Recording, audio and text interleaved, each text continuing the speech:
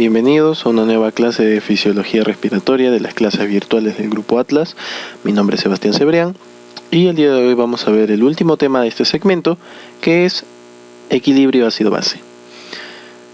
Vamos a enfocarnos sobre todo en cómo yo puedo diagnosticar correctamente una acidosis o una alcalosis respiratoria, más que todo, puesto que la parte metabólica la ven en fisiología renal.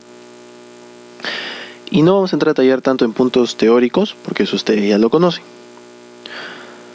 Vamos a comenzar los trastornos ácido-base recordando los valores normales que debemos conocer de un análisis de gases arteriales.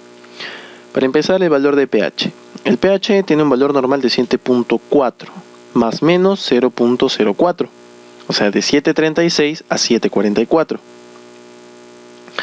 Este pH tiene que mantenerse en estos valores, puesto que si es menor o mayor al valor normal, va a tener repercusiones fisiológicas en el cuerpo, como puede ser una desnaturalización de proteínas alterada, alteración enzimática, alteración de receptor,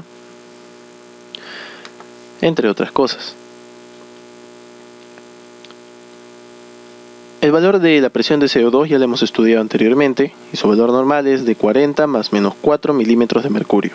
Algunos libros cogen más menos 5, algunos doctores también, pero no vamos a pelear por 1 milímetro de mercurio más. ¿Ya? O sea, entre 40 más menos 4, si quieren 40 más menos 5, no hay problema. Lo que sí debemos recordar es que el CO2 trabaja directamente con el pulmón, porque es un gas volátil.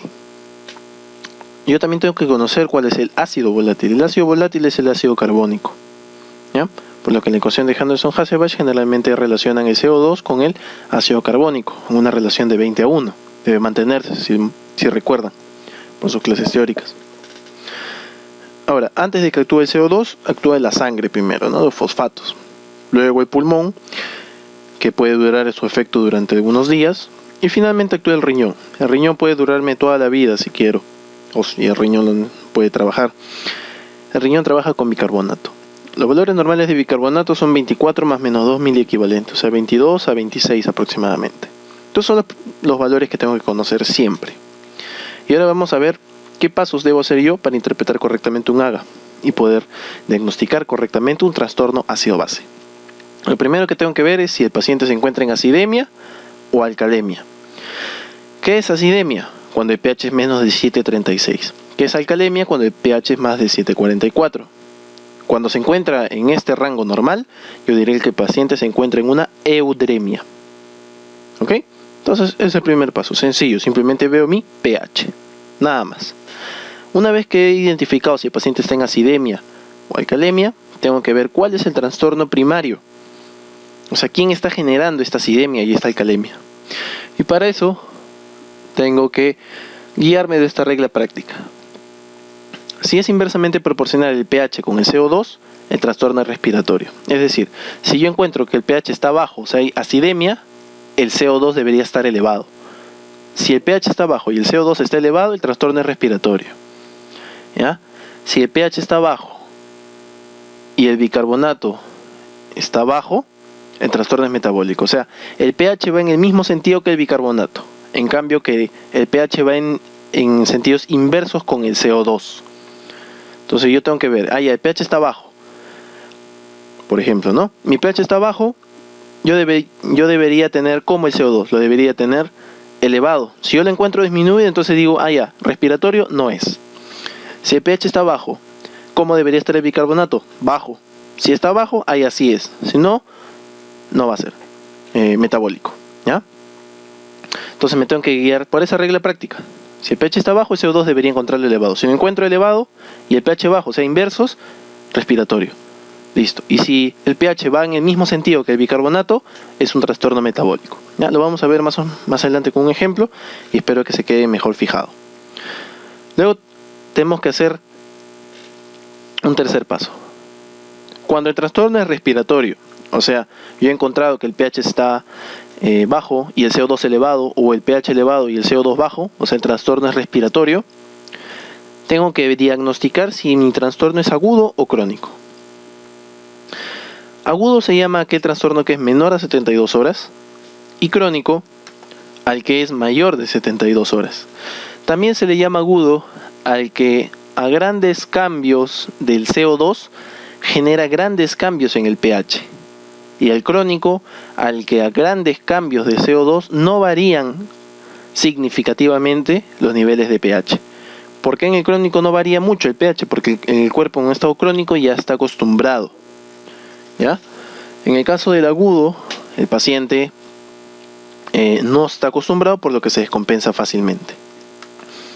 Entonces ya tendría mis 3 pasos básicos. Veo el pH, luego veo el trastorno primario, y si es respiratorio veo si es agudo o crónico. ¿Por qué es importante que yo sepa si es agudo o crónico? Porque tengo que ver si está compensado o no. Y en una acidosis respiratoria, cuando el paciente tiene un cuadro agudo, la compensación va a ser de la siguiente manera. Como regla práctica también, la compensación siempre va en el mismo sentido, para igualar la ecuación de Henderson y Hasselbalch. ¿Ya? Si el CO2 se ha elevado, para compensar, ¿qué tiene que hacer el bicarbonato? También tiene que elevarse. Si el CO2 ha bajado, ¿qué tiene que hacer el bicarbonato? También tiene que disminuir como mecanismo compensatorio. Entonces, en una acidosis respiratoria aguda, por cada 10 milímetros de mercurio que se eleve el nivel de CO2, el bicarbonato se va a elevar de 1 a 2 miliequivalentes. Por ejemplo, yo tengo un CO2 de 65. Mi valor normal de CO2 es 40. Entonces, de 40 a 65 hay 25 milímetros de mercurio. En un caso agudo, por cada 10 milímetros el CO2 aumenta de 1 a 2. En 25 milímetros de mercurio, ¿cuánto aumentará? A una regla de 3 simple básica, y me saldría que el bicarbonato aumentaría de 2.5 a 5. Entonces simplemente al 24 le sumo ese valor que yo me he hallado. ¿Ya? 24 más 2.5, 26.5. Y 24 más 5, 29. O sea, mi valor normal de bicarbonato yo debería encontrarlo entre ese rango. 25, 26.5 y 29. Lo mismo con el crónico, solamente que ya no es por cada 10 miligramos 1 a 2 miliequivalentes, sino es por cada 10 milímetros de mercurio de 3 a 4 miliequivalentes. Esto es en el caso de acidosis respiratoria. En el caso de alcalosis respiratoria es lo mismo, el mecanismo compensatorio es en el mismo sentido, pero los valores varían. En el caso del agudo, por cada 10 milímetros de mercurio que disminuya, el bicarbonato va a disminuir de 2 a 3 miliequivalentes. Y en el caso crónico, de 5 a 6. Con el tiempo ustedes van a recordar estos valores. Por el momento simplemente tratan de aprenderlos. Generalmente en fisiología solamente te preguntan hasta cuál es el trastorno primario y punto. No te preguntan más. Pero nosotros siempre tratamos de darle un poco más. Entonces lo que tendrías que ver es si está compensado o no tu paciente. ¿Ya? Y vamos a ver un ejemplo, después de haber visto esta corta revisión de lo que es un trastorno ácido-base respiratorio. Tenemos una paciente mujer de 20 años, estudiante universitaria, que presenta cuadros de desvanecimiento, así lo refiere ella, y parestesias, o sea, hormigueos en miembros inferiores. Refiere sentirse bajo un estado de estrés, el cual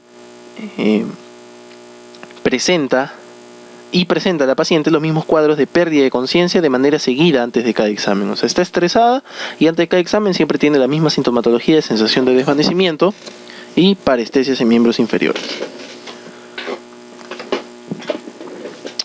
En el examen físico, todo está bien. Está lúcida, orientada en tiempo, espacio y persona, ruidos cardíacos rítmicos, murmullo vesicular pasa bien en ambos campos pulmonares, ruidos hidroaéreos positivos, abdomen blando y depresible, y pupilas centradas, isocóricas, reactivas al reflejo de la luz y la acomodación. Es un examen físico sencillo. Ya ustedes ya en semiología aprenderán a hacer un buen examen físico, pero esto es en aras del ejemplo nada más. Los niveles de glicemia, TSH y electrolitos salen normales. Esto es importante porque nosotros también tenemos que pensar en trastornos electrolíticos, por ejemplo hiponatremia, hipernatremia, hipocalcemia. Pueden darme la misma sintomatología que tiene la paciente. La glicemia también, los pacientes jóvenes generalmente están estresados, no comen, prefieren estudiar, hacer sus tareas, sus trabajos, todas las mil cosas que tienen que hacer en una semana, no lo han hecho en todo el ciclo, esperan el último día, se estresan, no comen, niveles de glicemia bajos, hipoglicemia. En esta paciente está normal. Entonces, descartamos trastornos electrolíticos, descartamos trastornos metabólicos también, como puede ser una insuficiencia suprarrenal, aunque no aparece el examen ahí, un hipotiroidismo también. Entonces, ¿qué ¿qué decimos? Está todo bien. ¿Qué hacemos? Las vamos a someter a ese estado de estrés. Las sometemos al mismo estado de estrés que se encuentra la paciente. Presenta la sintomatología mencionada y se le hace un AGA. ¿Qué se encuentra en el AGA? Un pH de 7,53, un CO2 de 20 y un bicarbonato de 19. Ajá, acá sí ya tenemos un análisis de gases arteriales alterado. Y vamos a ver qué trastorno tiene. Tenemos acá los valores del análisis de gases arteriales. Vamos a repetir los pasos que teníamos. El primer paso era ver si tenía alcalemia o acidemia. El segundo paso era ver el trastorno primario, era respiratorio o metabólico. El tercer paso es ver si el trastorno era agudo o crónico. Y el último paso era ver si estaba descompensada o compensada este trastorno. El primer paso, alcalemia o acidemia. Es más fácil, simplemente veo mi pH. En el pH veo que está en 7,53. Mi valor normal era 7,44 como máximo. Entonces 7,53 está elevado. Por lo tanto, veo que mi paciente como primer paso tiene una alcalemia. Ahora, ¿qué me causa esta alcalemia? Me la está causando, si el pH está elevado, ¿qué debería generar con el CO2? Bajar. Y el bicarbonato debería subir. Entonces, ¿qué me está generando esta alcalemia? ¿El CO2 bajo o el bicarbonato elevado? Uno de los dos tiene que ser. ¿Ya? Si son los dos, o sea, si este baja y el bicarbonato sube, ahí ya tendría que ver otro examen más, que bueno, no vamos a entrar a detallar mucho en eso, porque generalmente no ocurre. Vamos a centrarnos en lo que siempre vamos a ver. Si el pH sube, el bicarbonato debería subir. Acá está en 19. ¿Cuál es su valor normal? 24 más menos 2. Entonces no, más bien está bajo, no va. Vamos a ver el CO2. El pH está elevado. ¿Qué debería pasar con el CO2? Debería bajar. ¿Acá ha bajado? Sí, ha bajado. De 40, que es su valor normal, a 20 milímetros de mercurio. Entonces, ¿con esto qué diagnostico? Que el trastorno alcalótico o la alcalemia que tiene el paciente es causado por una causa respiratoria. Entonces, ese es mi primer diagnóstico, alcalosis respiratoria. A ustedes les voy a enseñar hasta ahí nomás. O sea, con eso ustedes ya pueden responder tranquilamente a la pregunta de cualquier examen de fisiología que les pongan. Pero nosotros tenemos que seguir más allá. Vamos a ver. El tercer paso era ver si era agudo o crónico. La paciente no refiere que sea que el cuadro lo tenga una semana, 2 semanas, 3 días, nada. Refiere que son cuadros repetitivos, pero que solamente le vienen en un momento del día y le paran después de un tiempo. Entonces, menos de 72 horas y grandes cambios del CO2 generan grandes cambios del pH también, porque 7,53 es bastante. Con esos dos datos, el trastorno es agudo. Entonces ya tengo mis 3 pasos hechos. Tengo una alcalosis respiratoria aguda. Tengo que ver si está descompensada o compensada. Tengo que recordar esto. Entonces, ¿dónde me fijo? En el agudo. En el agudo era por cada 10 milímetros de mercurio que baje el CO2, el bicarbonato baja de 2 a 3 miliequivalentes. En 20 milímetros de mercurio, porque 40 menos 20 es 20, o sea, ha bajado 20 milímetros de mercurio en total, ¿no? Porque 40, que es su valor normal, ahora está en 20. ¿Cuánto ha bajado? 20 milímetros de mercurio. Entonces, si en 10 milímetros baja de 2 a 3, en 20, ¿cuánto bajará? Bajará de 4 a 6 miliequivalentes. Entonces, simplemente resto. 24 menos 6, 18. 24 menos 4, 20. Y ese va a ser el valor de mi bicarbonato esperado. De 18 a 20 miliequivalentes. ¿Ya? Entonces, ¿cuánto tiene de bicarbonato mi paciente? Veamos de nuevo nuestra tabla y tiene 19. Nuestro valor normal debería estar entre 18 y 20. O sea, 18, 19 o 20. No hay problema. ¿Qué hubiera pasado si yo lo hubiera encontrado en 25? O sea, más del esperado. Si yo lo encuentro en más del esperado, el paciente a esa alcalosis respiratoria que tiene se le asociaría una alcalosis metabólica. Si yo lo encuentro en menos del bicarbonato esperado, debería asociarse a ese trastorno respiratorio una acidosis metabólica, ¿ya? Si lo encuentro en su rango esperado, o sea, en este caso 18 a 20, significa que el paciente está compensado. Entonces, nuestro primer paso, ¿cuál era? Alcalemia. Segundo paso, trastorno primario, ya habíamos visto respiratorio. Tercer paso, en el caso de que sea respiratorio, agudo o crónico, es agudo. Y el último paso era ver si estaba compensado o descompensado. En este caso, como está en el rango normal, el paciente está compensado. Si hubiera sido más del bicarbonato esperado, a ese trastorno respiratorio se le hubiera asociado una alcalosis metabólica.